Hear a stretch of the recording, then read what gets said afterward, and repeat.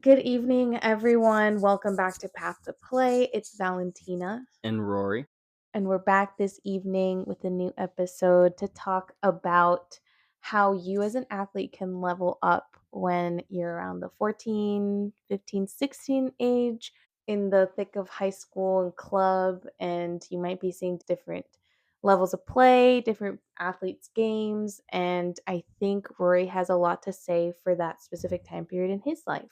Yes, I do. This is definitely a big time for me. Lots of ups and downs, but I think it definitely helped me get to where I wanted to go. Yeah. So for memory of the day, as we know, you played high school a couple of years throughout your athletic career. Do you remember your most memorable penalty kick, whether good or bad, while you were in this time period? Yeah, I actually have two because they were in the span of like a week and a half.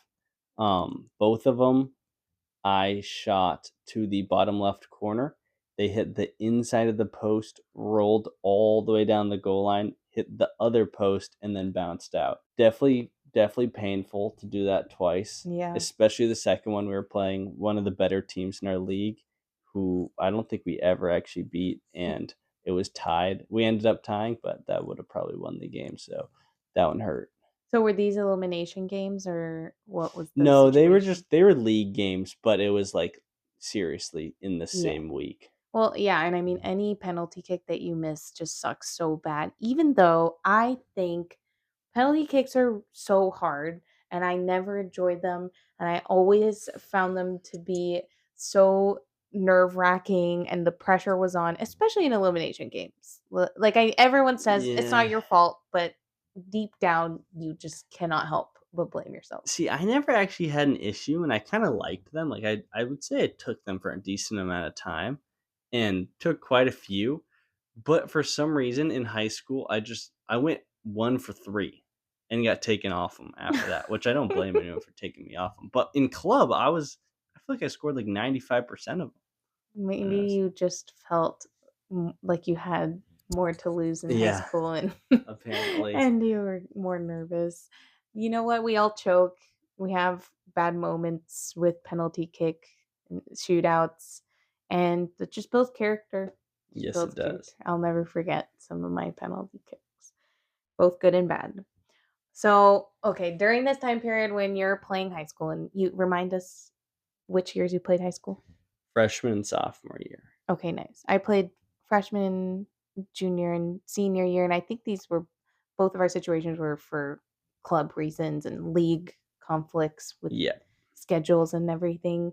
So, can you recall when you were at this age between 14 and 16, how did you feel? Were you fully grown, developed, strong as ever?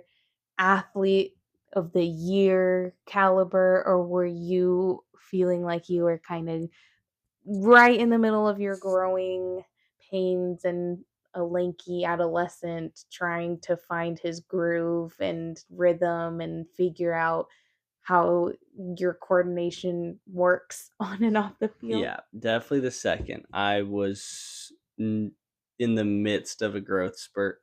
I think I grew, I want to say like 7 or 8 inches my Wow. freshman year of high school. I think I was like 5'2" at the start and probably close to 5 like That's how 8 tall or I am 9. now. Yeah, I really grew that year. And I know that that's very common. It's an interesting thing for boys soccer at that time because you have just this super broad spectrum of people who have already kind of like hit where they're going to be for the rest of their life athletically, and then other people like me who are just nowhere near it, can barely even run. And so there is a huge divide in athleticism in that That's age group. very interesting because from what I remember, for women and young women athletes at that time, for me, it was pretty even keel at the time. I don't remember there being this huge gap between myself and other players in terms of physical development and athleticism. I feel like it was pretty like I said, pretty steady overall across at least the level that I was playing at. So it's interesting to think about that. And I've definitely read several articles recently that touch on sports and how young athletes might specialize earlier and how that can definitely, or development between young women and young boys can differ Mhm. when deciding if specializing or not specializing. So in noticing that you kind of had this gap in your general playing landscape with your teammates and other teams, do you recall being aware of this? And if so, what did you start thinking of doing, or what did you start doing in order to take your game to the next level, knowing that you wanted to increase your chance of competing? Yeah, I definitely noticed it. I think it was pretty tough because from the ages of, like, 12 and younger, I was always pretty good. And so I really took a step back during those years. I just was not able to compete really. I was a lot slower. I couldn't really control my body how I wanted it to, so I Mm, couldn't really like dribble and stuff or mhm, kick it like I wanted to. So it definitely was pretty tough. I got moved from the A team at my club down to the B team during this time. But during this time I also just played a ton of soccer, both in club and then on my own with friends on the street, futsal, pickup games, just going to shoot. mhm. Luckily, my brother and I had these neighbors who we would play with all the time, so we were really just playing a ton of soccer, getting a ton of touches. Okay, so you would say a lot of the outside of scheduled practice hours that you spent playing soccer, additional hours of soccer, that is, were pretty unstructured sessions. Like it was really just going out there and having fun with the ball, having fun with whoever showed up, and many surfaces, many different numbers on the field, or perhaps not even a field, and sometimes even by yourself. Yeah, so I think kind of the older I got, the more structured it got, Mhm. but definitely at the start, it was a lot of just, like, shooting and juggling, like, a lot of ball striking and kind of, like, working on things like first touch with juggling, but mostly just, like, for fun messing around kind of was, like, Mhm. the main aspect, but those touches are still very valuable. And then it kinda got a little more structured where we do dribbling patterns, we'd do some passing, we would do touches off the wall, trying to work on our first touch, and then also a bunch of pickup, so with adults and older people. That was super helpful for physicality and just learning how to play with like freedom and more creativity, and then also a little bit of futsal as well, which is really fun. And if you don't know what that is, it's like 5v5 street soccer, small goals, and it's a much different game. And to be honest, I'm not very good at it, but it definitely helps a lot with like your close control. And I Mhm. think all of that tied together to help me improve. Yeah, and you can I mean, I feel like we talk about this a lot, but in just regarding the point you just made about futsal being different, you can tell when players are good at one specific type of Yeah. soccer and then Hmm. another scenario. So I think, to summarize what you just said, it sounds like a lot of the unstructured time you spent was very, oh, it was a diverse, Yes. it was diverse styles of soccer, and it Correct. involved different numbers that you played with. It also involved a lot of you time just on the ball, not necessarily planning a drill, but more so just focusing on playing in a space with no pressure really. No one's watching. You're just out there being creative, trying on different surfaces with your foot on the ball, trying on different angles of shooting and different styles of shooting, free kicks, Yeah. settling the ball, technical work. And I think from my perspective and from observing other players, and as I developed over the years too. I feel like these are super valuable scenarios to practice in because it allows you to become a more versatile player while also strengthening those fundamental aspects of your game. Yeah, and I think that's yeah, I think during that time, getting a bit of everything was definitely super helpful. Mhm. I think I started my base was always kind of ball striking. That's what we started out doing a lot of, and I always carried that through. And throughout my career, that was probably my best aspect. Mhm. But I also have some very clear memories of doing a bunch a bunch of pickup soccer and kind of just hitting it off the wall and doing turns. And then I have a clear memory of my sophomore year. I had finally gotten moved back up to the A team, and it kind of all clicked. I remember doing some moves in games where I was like, okay, like now Yeah. that I have this coordination, all that stuff Mhm. that I had just done actually is like coming to fruition. It makes you feel more comfortable on the ball and you don't even think about it. Like it Yes. just becomes part of your game and who you are as a player and how you move. It's just second nature. Yeah, and it definitely helps you a lot with confidence. I Yeah. think my confidence fell off a cliff when I got moved down to the B team and I just wasn't very comfortable, but all that time really built that back up and kind of made me feel like a different player once I started to get my kind of athleticism and groove back. Right. Those are key environments where you can work on getting comfortable with both of your feet, being able to control the ball in tight spaces, Mhm.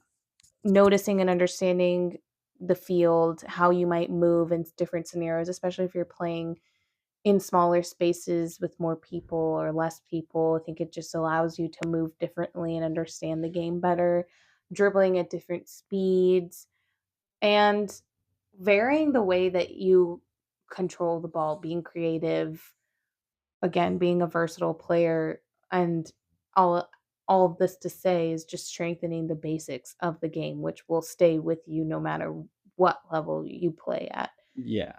And So, I think one other important thing, obviously building up your technical base is very important with the repetition, but these other scenarios where you have the freedom to try stuff really helped me kind of create my own game and find mhm, out like what I was good at and how to make it unique. I think I learned how to dribble with my speed. I was never very fast, but I kind of got good at being awkwardly slow, and mhm. that was something that translated onto, like, the 11v11 fields. Yeah, as we know, this is something that you can control. Yeah. You might not be able to control how your games are going, how your practices are being planned, who your coach is for that year, but what you can control is giving yourself that extra time, even if it's 30 minutes outside of scheduled practices, to just go out on your own and genuinely do it to enjoy the time with yourself. And also, it's just, bonus, you're getting extra touches in and you're controlling that for yourself. You're making yourself a better player, a better person by having just a safe environment, again, no pressure, a time for you to take risks and get comfortable with whatever level of play you're trying to achieve. So I think it's just a while you have the time, great time to, Mhm. use some of those extra 30 minutes. Yeah, and really any time is better than no time, so Yes, yes, exactly. whenever you can. Yeah, even if it's 10 or 15 minutes. And biggest point here is, I mean, the physical playing field eventually levels out. Yes. So, you know, these are key areas where they might seem like they come naturally to some people at some point, but if you're putting that extra effort in for your personal game, I guarantee you that those skills will stay in your toolkit for the long term. And as Rory, you said, it just builds confidence. You can tell the difference between panicked players when they're about to get the ball in the air versus composed players who know exactly what to do and bring it down. So that's one bucket, the technical. piece, tactical piece, which how many hours, give or take, would you say you spent outside of scheduled practice time with this unstructured, maybe somewhat structured outside time? Oh, I would probably say a good 3 to 5 hours a week, usually. Okay, nice. That's that's a lot more than most of us did. Yeah, You know? we were definitely pretty That's obsessed for great. a while, yeah. Well, that's great, and that might not apply to you, and that's fine too. Like we said, any time spent on the ball is good use of time. Mhm. But that's one bucket. I think another important bucket is spending time watching the game. Is that something that you did? I actually let me rephrase that question. We know that you spend a lot of hours watching the game currently. So you evidently spent hours back then as well to level up your game. And if so, did that did that ultimately help you? Yes. We I spent a lot of time. I think at that point I started getting into watching the Premier League, a lot of Saturday, Sunday mornings, and I think that definitely does help.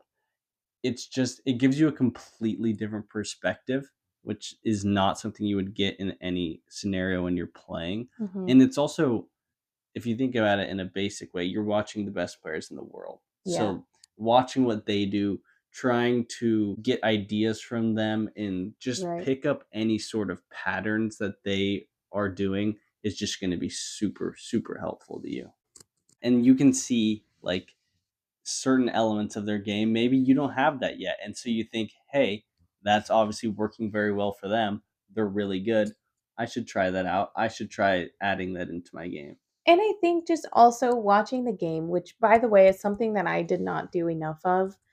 And I think it's crucial because I mean, coaches say it a lot for a reason. I just Yeah. remember being told time and time again by my coaches to watch players that were in my position, especially that were on the TV playing professional, even highlight clips. There's plenty of compilations on YouTube. I mean, it's just a great way to understand spatial awareness for your specific position, how to move on the ball, how to move off the ball, how can you be more in sync with your team in relationship to what their positions are. More importantly, how can you figure out what your preferred style of play Mhm. is? Because that's going to vary widely across teams, especially in college. Teams very much lean into their style of play, and that's almost their brand. And if Mhm. that's not the style of play that you align to, that's definitely also an important factor to take into consideration when you are considering where and how you want to play.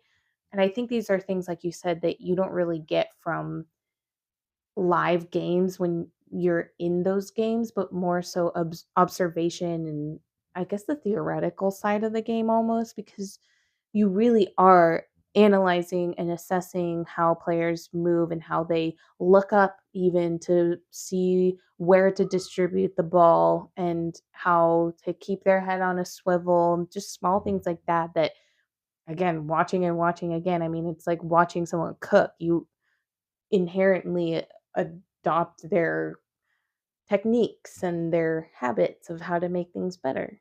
Yeah, I think a big thing there that you just touched on is habits. You'll see the way that players play, they have specific habits, and a lot of the time that is what separates them. So things like checking your shoulder, off-ball movement, things that are very easy to add into your game, but it's hard to kind of come up with that on your own. So if you get inspiration from them, then you can practice that. Yeah. And I think with mixing these two buckets of what you're describing that were things that you did that helped you ultimately continue to compete with that next level of players, I think the biggest thing is that the combination of the two allow you to discover how you can become a better athlete and a better player because it's like doing anything else. If you have tunnel vision, if you never expose yourself to different scenarios, different varieties of drills, if you never talk to other people and ask them about their experiences, you'll just never be able to open your mind up to new possibilities, to new ways that you can, again, showcase your style, your unique capabilities that had you not have gone out to play futsal or had you not have gone out and played by yourself for, I don't know, 30 minutes each week, getting a ton of touches off the wall, you might not have realized that maybe your left foot is actually pretty good and how to make it feel a little bit more comfortable while you're dribbling fast or while you're dribbling with pressure behind you from a defender. So I think mixing those two together is a prime combination to make yourself an exponentially better player in whatever sport that you are a part of. I think that probably does apply for all sports. Yeah, I would agree So with that. so those are two initial and very important buckets. What is something that you did not spend enough time doing when you realized the gap between yourself physically and others within your age range? Yeah, I think for this age range of 14 to 16, early high school, those are the main two. But as you start to kind of get out of there, 17, 18 years old, another bucket becomes super important, and that is strength and conditioning and just overall recovery as well. Mhm. I think that's definitely something that I didn't do a lot because I just didn't really have the guidance for it, I guess. Yeah, Like, I didn't realize the importance which until I got happens. to college, and then I was like, "Oh, wow, like, the strength difference here is very big." There's just not enough resources, I think, because you weren't the only one that didn't have that exposure. Right. But I think anything, like, and even just starting to build a base with body weight things like squats, Mhm. push-ups, anything like that can really help a ton. Definitely. And one thing to note is I think the strength aspect and the conditioning drills, those are all things that you can pick up a lot faster if you've already been an athlete for most of your life. Whereas I think the technical side and the tactical skill building on the ball is a lot harder to pick up once you're older. Yeah, you wanna start building that earlier, and then as you're as all that's coming together, start adding in some strength and conditioning. Yeah, I think the strength piece definitely came a little bit later for me, probably sophomore year. Although my high school was pretty good about introducing strength if you took the weight class in, I don't know, I think you had to take some sort of physical education class your freshman year at the Mhm. very least, and luckily there was a weight specific, oh sorry, a soccer specific weight class that Oh, really? yes, that Oh, I that's think a cool. lot of I wish our, we had that. yeah, it was actually perfect because it was the last class of the day, and then we would just go to practice after that. So, but anyways, I think that I wasn't introduced to formal strength training till maybe end of sophomore year or something like that. Like definitely junior year onward, I was very much doing a lot of strength training, which it definitely helped me. It was just second nature to me when I got to college. But like I said, I think for young women athletes, it's a little bit more even keel when we're that age as opposed to you all who seem like Yeah. even if you didn't have the strength training, you were all just superhuman athletes and never got hurt. So that's definitely good. But I think it does vary from club to club in high school to high school. It just depends on the resources. Yeah, I know that, like, one of our rivals, the Sounders Academy, obviously had much better facilities, but they definitely did some strength training, which was probably pretty helpful.